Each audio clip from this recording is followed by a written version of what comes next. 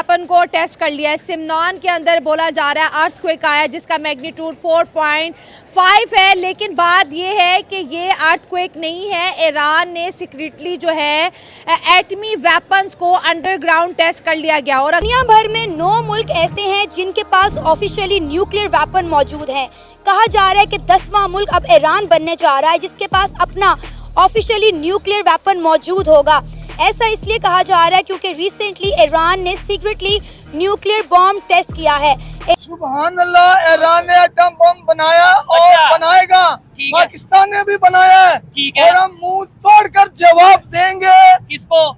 यहूदी जो इजराइल मुल्क है जो हमारे साथ टक्कर लेना चाहता है, उसे शायद पता नहीं कि अल्लाह ने इस तस्वीर में कितनी ताकत रखी है। ये पावर मेरे ख्याल से नो डाउट, हम मुसलमान हैं, इबादत करते हैं, लेकिन ये चाइना ने पावर बनाई है। ये तस्वीर भी चाइना ने बना दी।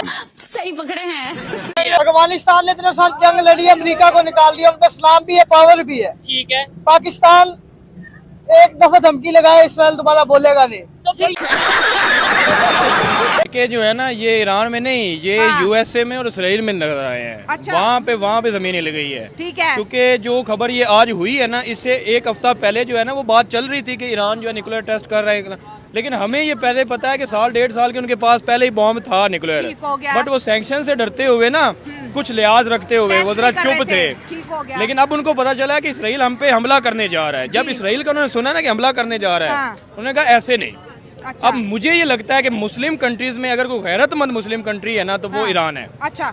अब बात करते हैं जी टेररिस्ट को। टेररिस्ट अब गोरों के पास एक ही फार्मूला है कि जिसको उन्होंने तबाह करना उसको कह दो ये टेररिस्ट है। अच्छा। क्या हमने उनको रजिस्टर रह के दिए हुए हैं? अच्छा। कि वो डिसाइड करेंगे कौन टेररिस्ट है? अच्छा। गोरा मारे किसी को, मुस्लिम को, तो वो हो गया वॉर।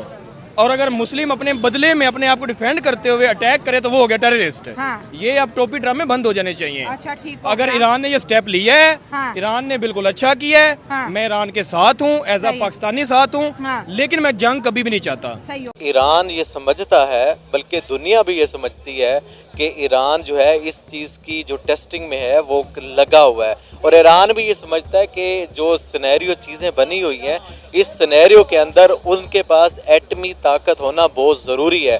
क्योंकि इस टाइम वो अपनी जो सबसे ज़्यादा एक कमज़ोरी चीज़ समझ रहा है दुनिया के सामने, वो यही है कि उसके पास बोलने की ताकत है, उसके पास लड़ने की भी ताकत है, लेकिन वो जिस चीज़ की वजह से लड़ने से पीछे हट जाता है वो है उनके पास एटम बम का ना होना। ईरान ने जो बम टेस्ट किया है ना, मेरे ख्याल में तो ये बम सीधा इसराइल पे टेस्ट करना चाहिए था। अच्छा। हाँ, ताकि उसको साथ पता भी चल जाता और साथ टेस्टिंग भी हो जाती।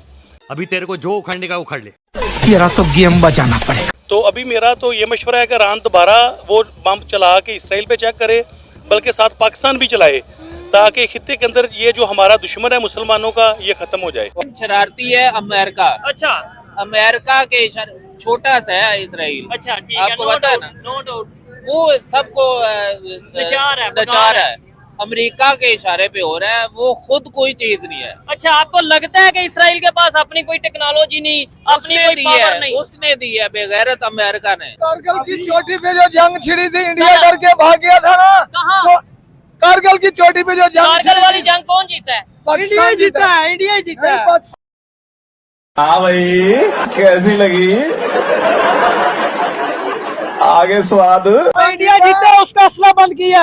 अच्छा। और हमारे फौजी मरे हैं, हमारे फौजी मरे हैं और इंशाल्लाह और फौजी वहाँ गिरफ्तार भी हुए हैं। ठीक है, वो भुट्टो लेके आया फौजी से। हाँ, ये देखें, ये जो आप स्कूल मेरे ख्याल से गए हैं, आपको पता है, आप कह रहे हैं कारगिल की जंग हम जीते हैं।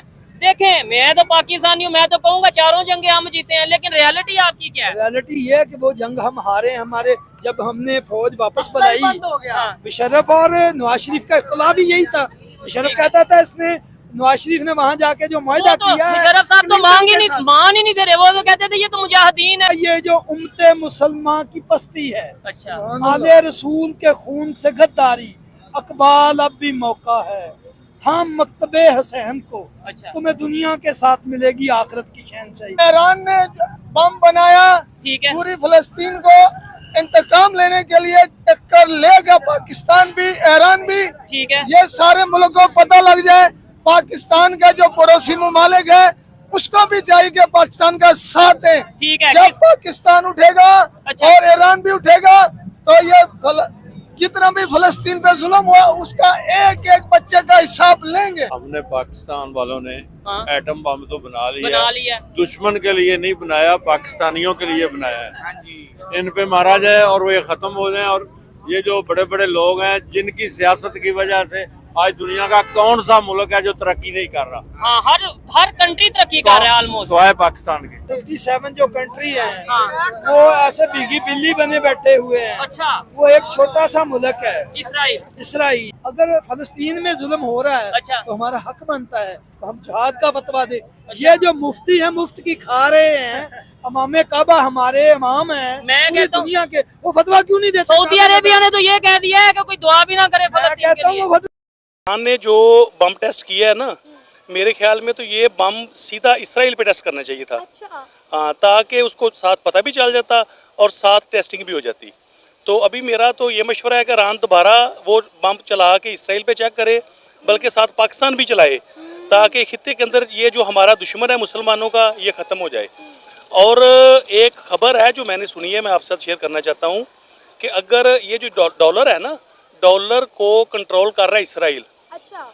अगर पाकिस्तान या ईरान या कोई भी मुल्क ईरान को तबाह कर देता है, ईरान की जो मुआशियत है उसको तबाह कर देता है, तो इससे ये होगा जो हमारा पाकिस्तान का मुआहदा है ना इसराइल के साथ, डॉलर का अमेरिका के साथ हमने पेमेंट उनसे डॉलर में लिया और वापस भी डॉलर पे करनी है।